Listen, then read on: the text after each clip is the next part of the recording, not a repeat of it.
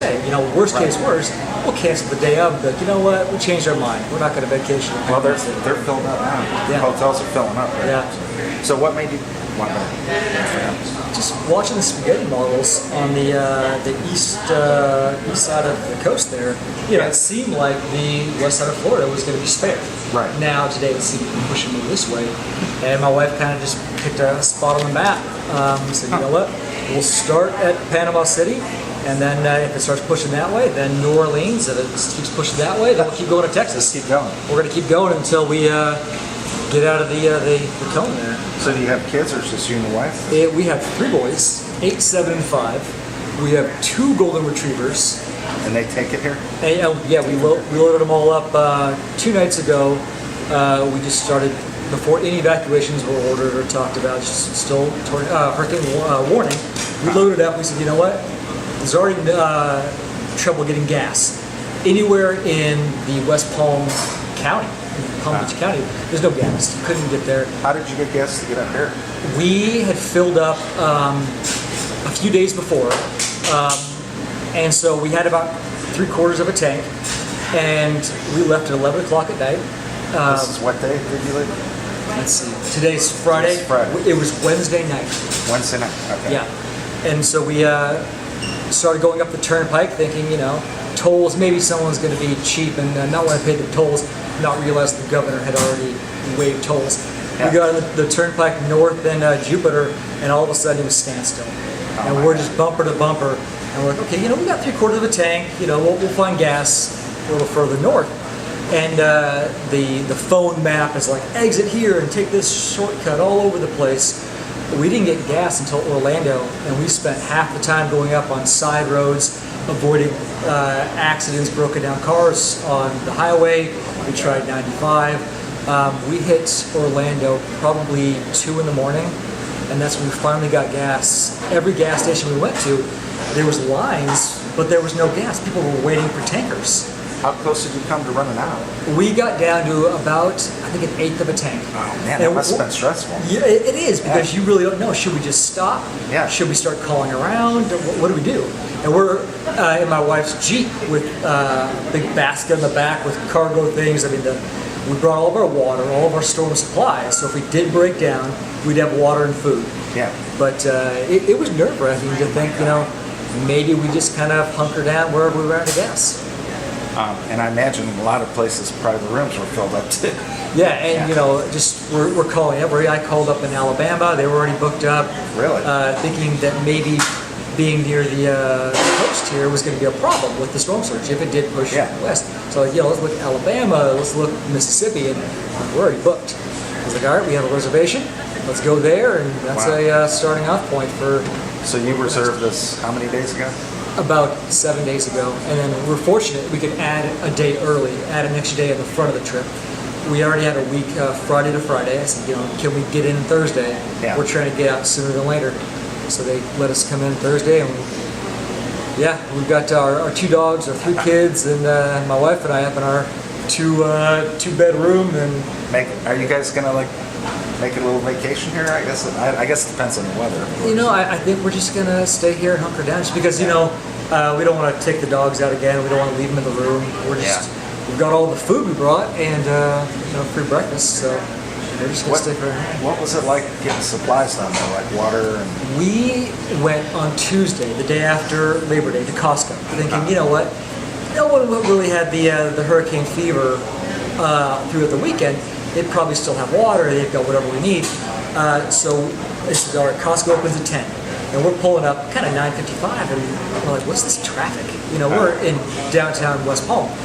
And we're like, this is the line to get into Costco. And it was a half-mile long just to get into Costco.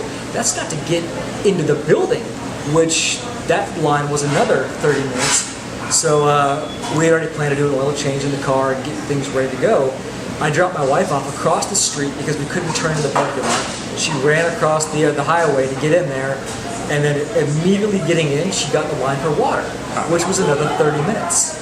And once you got to the front, it was 5 case maximum. Then it was an hour to check out from Costco, so it was a good 2.5 hours just to get the things we needed to try and hunker down. When you got in there, were they like sold out of water? I saw stories about that. By the time that I pulled in, there was already plywood board, no water. People disregarded parking spots. They're parked over on the grass. They're parked, I mean, trucks are just wherever you could stop, put the parking brake on, that's where they stop. Oh my God. And as you're walking in, I went in to help her check out, and they said, no water, no batteries, just might as well turn around now. So you went through all that and there was no water? Well, she got 3 cases of water, Okay. and that's only because she had 4, but an elderly couple came up, and they're like, is there any water? And she gave them a case of water. She's philanthropic. So, yeah, we came out with 3 cases of water, a couple things of tuna, some bread, peanut butter and jelly, and that's what we had to go on. So it's been quite an ordeal. it has, and trying to get gas. Even as we left out Wednesday night, we thought, maybe we'll be able to top off. We figured at least the older population of Florida, no one wants to drive at night. Yeah. All the gas stations, we were pulling up as the lights were turning off and as the no gas signs were coming out. We're like, this is our first hurricane. We moved here 2 months ago. From where? Colorado. Oh wow. We just moved here. We're like, so we already had the hurricane. Let's not tempt fate. We're used to blizzards, so we know how to handle a blizzard. Yeah, this is a doozy. Yeah. Well, do you think some of those cars that were stalled out on the road had run out of gas, maybe? Oh yeah, you kind of saw them puttering off to the side, and the problem is, if you call AAA or roadside assistance, if they don't have gas either, they can get you a gallon maybe to get off the highway, but then there's no gas. Get off the stalled gas. Yeah. So it's kind of a major accomplishment that you made it here.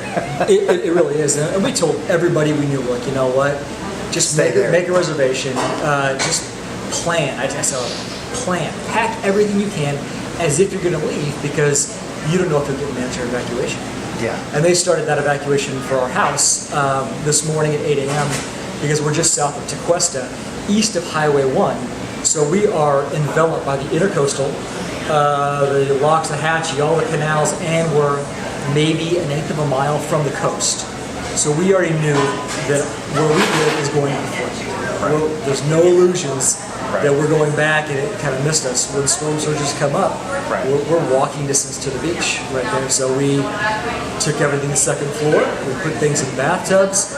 We tried to prepare the best we could. I tried to put up boards around the windows. We unplugged everything, and we said, you know what? When we come back, this is not what we're coming back to.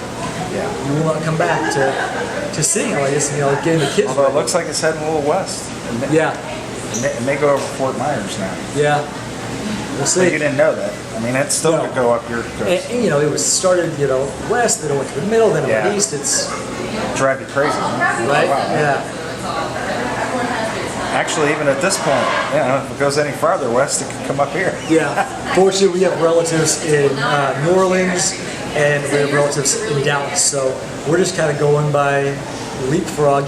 First we'll start out, and then maybe we'll grab that family and take them with us to Dallas, and we'll just. So you got a plan if that happens. We'll load up our wagons and just start heading down the Oregon Trail. Yeah. I got to go. Thank you very much. Okay. Well, I nice appreciate to meet you. Thanks.